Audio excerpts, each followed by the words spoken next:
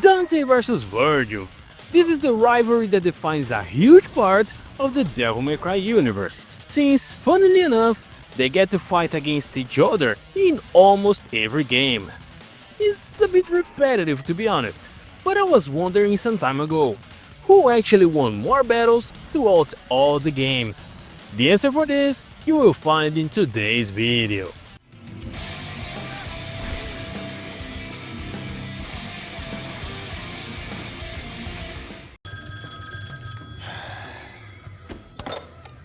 Hello everyone!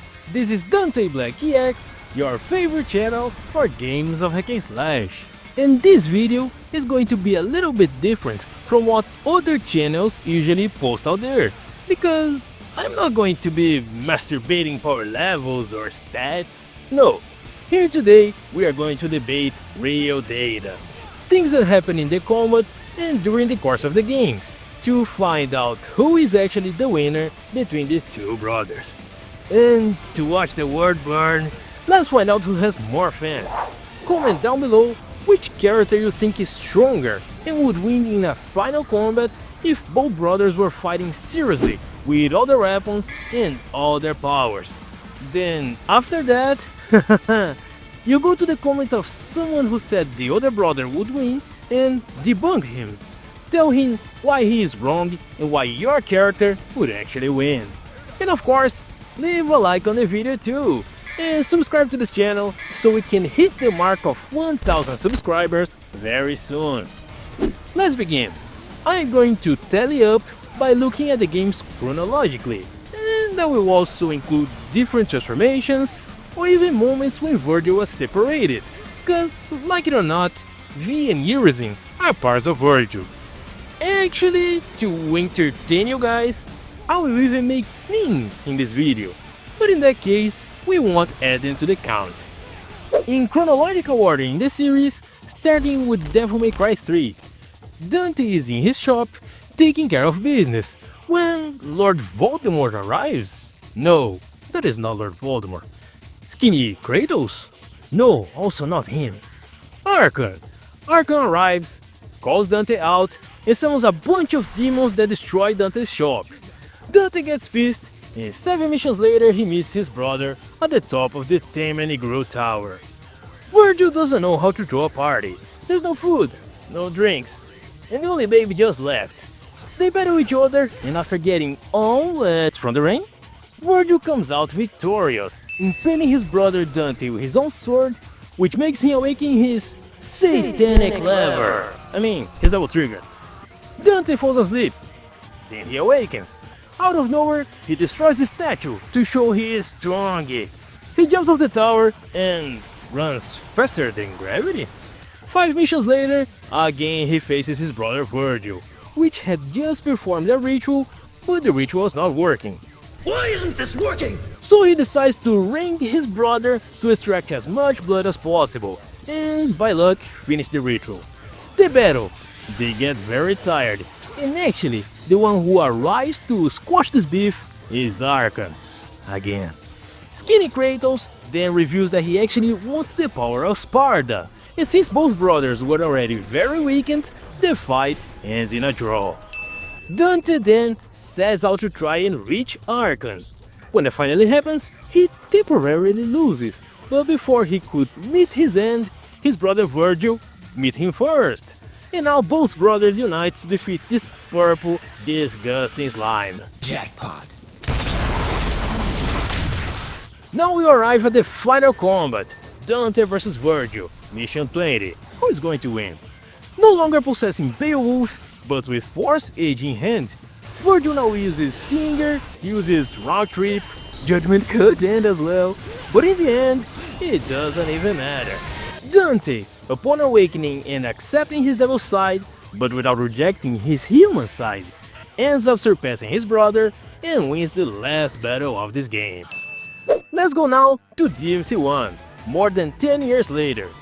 Dante manages his business, answering only when they get the password right. Then, a very beautiful woman appears. This woman tries to kill Dante, then Dante tries to kill her, but before that, she reveals that I was just joking, I didn't want to kiss, silly.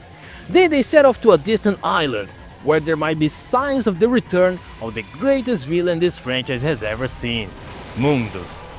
Dante is wandering up and down in this castle. Then he reaches mission 4, and a mysterious and serious guy invites him for a combat outside. Dante recognizes that he is a man with intestines and dignity, guts and honor. And then they start their combat, where after taking many slash cancels, Nello Angelo comes out victorious, putting Dante against the wall and accidentally revealing an amulet that paralyzes him immediately. He retreats, and technically I could say that Dante won this battle by forfeit. The guy ran away, but Dante was defeated, and this victory belongs to Nello Angelo. A few missions later, there isn't much plot, it just happens. Dante obtains an object, and then he appears, Nello Angelo. They have an intense battle. Dante now has eye for it, he uses some infernals, and Nello Angelo is defeated. It's weird because you gave him the last attack and you know why he's falling, but if you look closely at this cutscene, Dante doesn't even appear, like Nello Angelo is falling on his own. But this was not the end. After Dante adventures more time inside the castle of Malay Island, he obtains another object, takes it to a door, enters a room, and he appears again, Nello Angelo. But now he decided to stop playing around. Now things got serious. He summons all his energy, destroys the helmet he was wearing, and reveals who was actually there, Virgil. The lost brother Dante hadn't seen since 2005, when Devil May Cry 3 was released after the first game? Huh? They battle for real now. Virgil even uses his Phantom Blades again, which he had forgotten since Devil May Cry 3, which hadn't been released yet, but he already battled Dante twice hitting DMC1. Well, he uses the blades now, and he uses it anyway, exploding demonic energy and leaving behind his amulet, which now stays in Dante's possession, and with that, he awakens the true power of the Fourth Age, transforming it into the Devil's Sword Sparda. And so far, Virgil is losing, huh? Moving on now to Devil May Cry 4, and right in the first mission, we don't have Dante vs Virgil. Well, not for you, but we have Dante vs Virgil Jr. And don't worry, because I'm not going to consider this for real. But in this battle, Virgil Jr. does well and defeats Dante. Or at least he thinks he defeated him. But actually, Dante was just testing the boy's powers. But do you think it ended there? Of course not, because later, Virgil Jr. finds Dante on his path again. And now, Virgil Jr. is also wielding the Yamato. So we have 50% of Virgil, plus the weapon that the full Virgil used. The result of this? Virgil Jr. loses. But he leaves Dante breathing hard. It was a tough battle. However, I'm not going to consider anything that happens in Devil May Cry 4. I just wanted to point out that, ironically, even in the game that doesn't have a Dante vs Virgil battle, technically it does. And now, it's Devil May Cry 5, the Zoomer's favorite. And here it happens that Virgil, who died in DMC1, but then this guy decided to undo the work of this other guy. Thus, Virgil got retconned and came back to life. He's dying, all messed up. Then he rips off his son's arm, recovers the Yamato, performs a ritual, and separates into two parts, V and Urgil. Urgil, now all-powerful, okay, I'll say his right name. In his new form, Urizen raises an evil tree that absorbs the energy of human beings to create a fruit that he intends to devour and become extremely powerful. However, V hires Dante to stop his other half before he gets too strong.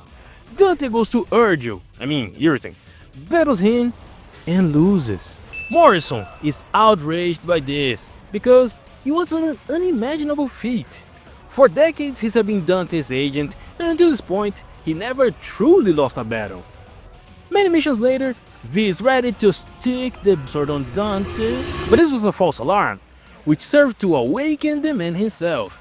He then decides to try and perform a ritual similar to what Virgil did, and arming himself with his rebellion sword that was broken by Urizen, and returning to his childhood home, he tries to unalive himself, and instead of being terminated, By absorbing the power of Sparta and Rebellion, he awakens a new power, and also gives birth to the Devil Sword himself. Having the Devil Sword himself in hand now, he faces his other half, the other half of his brother, and the battle ends with Dante victorious. However, Irizen has one more card, actually his final card. He then goes in search of the fruit, that by this time, after so much back and forth and flashbacks in this game, is more than ready. He eats the fruit and unlocks his maximum power, as well as acquiring football skills too. After trying to score many goals against his brother, he loses again.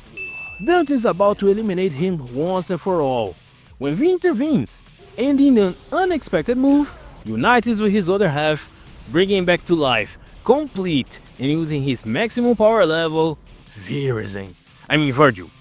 Virgil and Dante battle in this cutscene, and Virgil realizes that Dante is very weak and would be defeated very easily, which technically gives a victory to Virgil, like he was at advantage here, he won, but he didn't want to take the battle to the end at that moment.